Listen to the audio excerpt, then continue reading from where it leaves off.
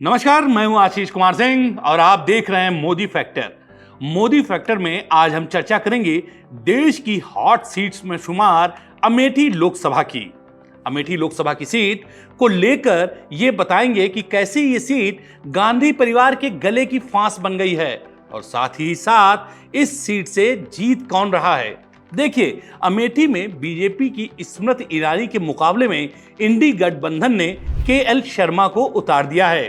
थोड़ा केएल शर्मा का परिचय आपको दे दूं तो शर्मा जी सोनिया, प्रियंका और राहुल के अमेठी और रायबरेली में प्रतिनिधि के रूप में देखे जाते रहे हैं। यही क्षेत्र में लोगों की समस्याएं सुनते थे और उनकी खबर गांधी परिवार तक पहुंचाते थे। वैसे शर्मा जी की एंट्री कोऑर्डिनेटर के तौर पर कैप्टन सतीश शर्मा ने कराई थी जब वो खुद चुनाव लड़ रहे थे। खैर, केएल शर्मा स्मृति ईरानी के सामने कमजोर कैंडिडेट साबित ना हो, इसलिए अमेठी में कैंपेन की कमान खुद प्रियंका ने संभाल रखी है। प्रियंका गांधी ने अमेठी में डेरा डाल दिया है। बड़ा ही आक्रामक प्रचार वो कर रही हैं, दावा भी कर रही हैं कि ये चुनाव मैं जीत कर ही जाऊंगी। लेकिन ठीक उनके पुराने प्रदर्शन को सोचें और उनके इस दावे को सुने जो वो कर रही हैं, तो उसमें कहीं मेल नजर नहीं आता है। देखिए, 1999 जब से सोनिया गांधी लड़ी और 2004 से जब राहुल लड़े, तब से दोनों सीटों पे इलेक्शन मैनेजमेंट का काम प्रियंका के हाथ में ही रहा है। चुनाव के दौरान वो लगातार इन क्षेत्रों में घूमती रहती थी। बात करें 2019 की लोकसभा चुनाव की, तो उन्हें आधे से ज्यादा उत्तर प्रदेश का प्रभारी बनाया गया, जिसमें अमेठी और रायबरेली ये दोनों सीटें भी आती थीं। एक बात की तो दाद देनी पड़ेगी, वो ये कि उन्होंने इन दोनों सीटों पर जमकर प्रचार किया। वो भले खुद चुनाव नहीं लड़ रही थी, लेकिन कोई कसर नहीं छोड़ी। माना जा रहा था जब ये बंद मुट्ठी खुलेगी तो लाख की होगी, लेकिन जब नतीजा आया तो पता चला कांग्रेस तो हवा में उड़ गई। देखिए हुआ क्या, 2019 के इस इलेक्शन में राहुल गांधी स्मृति ईरानी से चुनाव हार गए। आपको याद दिला दें, ये वही इलेक्शन था जिसमें जब पत्रकारों ने प्रियंका से सवाल पूछा था तो वो बोली थी हु इज स्मृति ईरानी, यानी वो उनको जानती ही नहीं। यानी स्मृति ईरानी का उनकी नजरों में कोई महत्व नहीं था।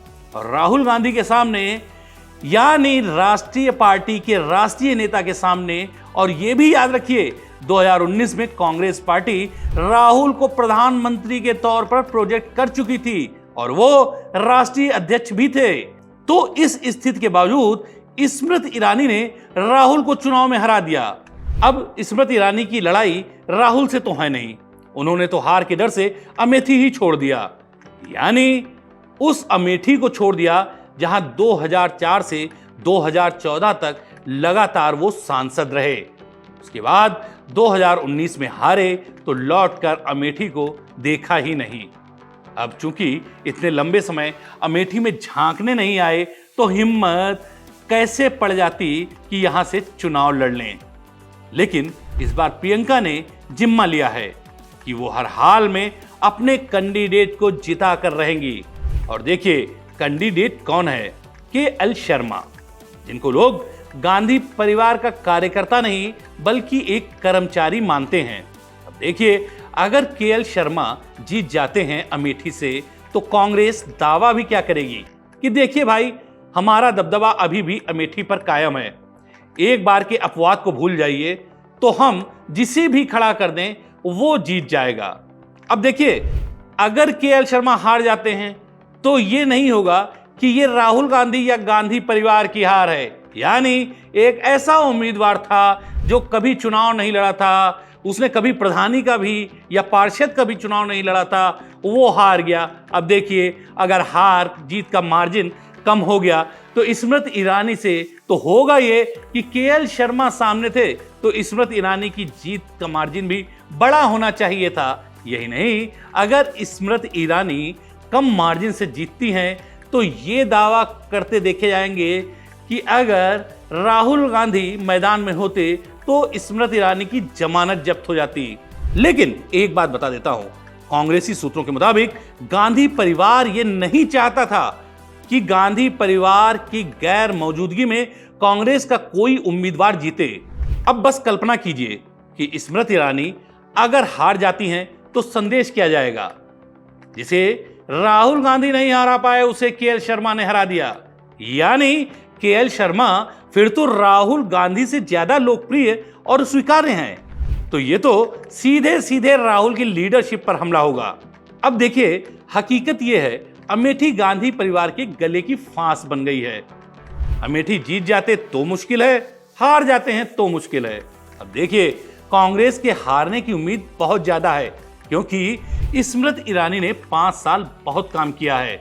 देखिए, स्मृति ईरानी ने 2014 में राहुल गांधी के खिलाफ चुनाव लड़ा और हार गईं, लेकिन चुनाव हारने के बावजूद उन्होंने अमेठी नहीं छोड़ा और अपना नाता बनाए रखा। कोरोना काल में भी स्मृति ने अमेठी की जनता की सेवा की, जबकि राहुल बाबा नदारद रहे। और अब तो उन्होंने अपना घर भी अमेठी में बनवा लिया है। इस सब का बड़ा असर अमेठी की जनता पर है। यही नहीं, बीजेपी का संगठन, पीएम मोदी और सीएम योगी का जो फैक्टर है, इस सब को देखें तो स्मृति ईरानी का पलड़ा बहुत भारी है। चलिए, जातीय समीकरण पर भी नजर डाल लें तो कांग्रेस के पक्ष में यहां 2.25 लाख मुस्लिम मतदाता हैं। कांग्रेस के साथ अखिलेश हैं तो यहां 80,000 यादव वोटर हैं। तो एक तरह से यहां 3 लाख वोटर इंडी गठबंधन के हैं, जबकि सवर्णों का 18%, यादव छोड़कर ओबीसी 26% और जाटो छोड़कर 18% दलित और 2% अन्य जातियां बीजेपी के साथ रहती हैं। यानी अल्पसंख्यक और यादव को छोड़कर ब्राह्मण, राजपूत, वैश्य, ओबीसी और दलित वर्ग का बड़ा तबका बीजेपी के साथ दिखता है। यानी जातीय समीकरण भी स्मृति ईरानी के पक्ष में नजर आते हैं।